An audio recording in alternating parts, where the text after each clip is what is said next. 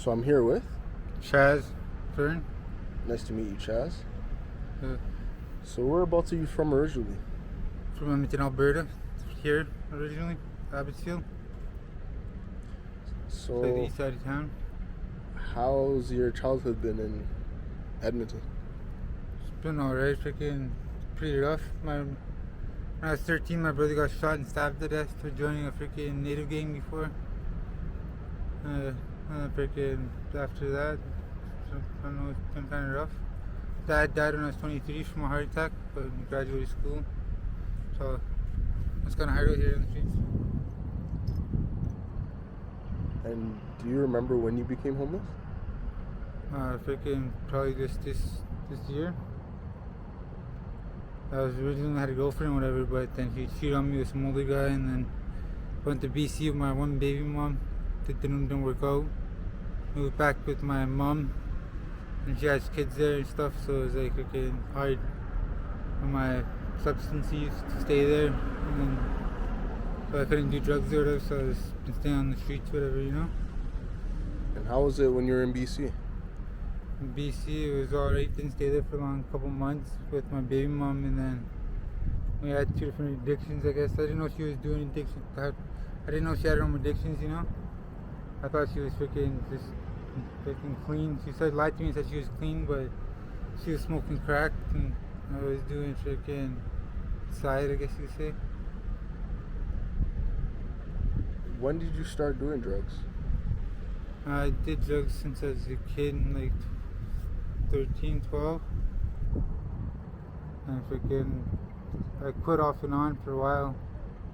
Like when I had my first daughter when I was 15, I quit drugs till I was probably 23. Like, did them off and on, not much, so you know what I mean? Then when I was 23, my dad had a heart attack. He died from cardiac arrest. And then after that, I started doing crystal meth again. And then got heavily into the down use about like 3 years ago. Can you describe what it's like doing both? Freaking pretty rough. Like, I don't know, it's pretty hard, I guess, because freaking I used to be really against the fentanyl, the down, like before, but then I started dating a girl that was using it. Then I got hooked on it, whatever, and it's been kind of hard to get off. I tried a couple of different ways to get off of it, like methadone and Suboxone, but it's freaking, they make it hard for me to go with my prescription like every week or something. You know, I got a new prescription and stuff, and it's kind of stupid because Suboxone's only meant to be on it for 14 days, but they try to keep you hooked on those drugs, it seems like, themselves, and make them like the doctors your dealers instead of trying to get you off of it. They try to keep you on it for life, it seems like. And what's it like being homeless in Edmonton? Oh, it's rough. Freaking, I don't know, I gotta steal to survive, I guess. What are some of the craziest things you've seen being homeless here? Craziest things I've seen, freaking one out walking around with just a blanket with no clothes on, stuff like that. Freaking fights. Got stabbed in the neck like freaking a couple weeks ago. What happened there? Got stabbed in the neck, got me money, freaking tried to collect my money, and then got stabbed in the neck. Do you think there's an opioid problem here? Opioids, freaking opiate that's made from freaking poppies. Fentanyl is actually made from codeine. It's two receptors in the brain. There's an opioid receptor and then a codeine receptor. Fentanyl is actually made from codeine, not opiate. Not made from morphine. They're the same receptors.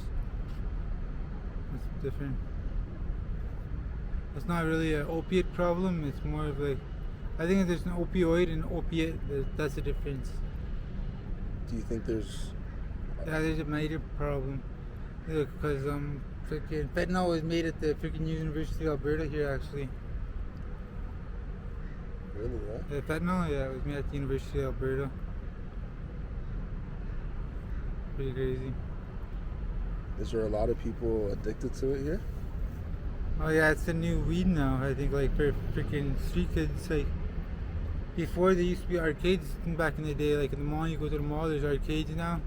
Now there's nothing to do for the youth really, no more, and it's harder to get your ID. Like I think if they should be able to fingerprint me to get for a crime, they should be able to fingerprint me to get an ID. You know what I mean? It's hard if you don't got an ID, you can't really do anything in life. You know what I mean? Do you want to get off of drugs? Well, of course. It's just hard to freaking. I guess I got a lot of emotional pain to go through, I guess, before I go through that. Going through a lot of other stuff too. And what are some things that can be done to help the homeless here?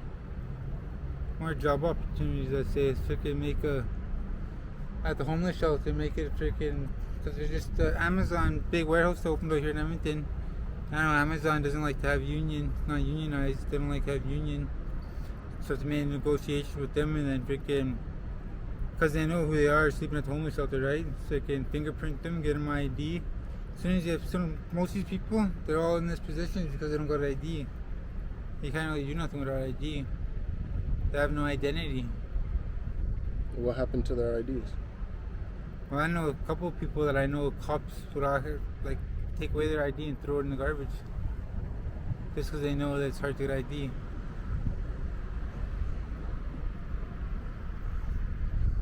If people could help you, what would you want?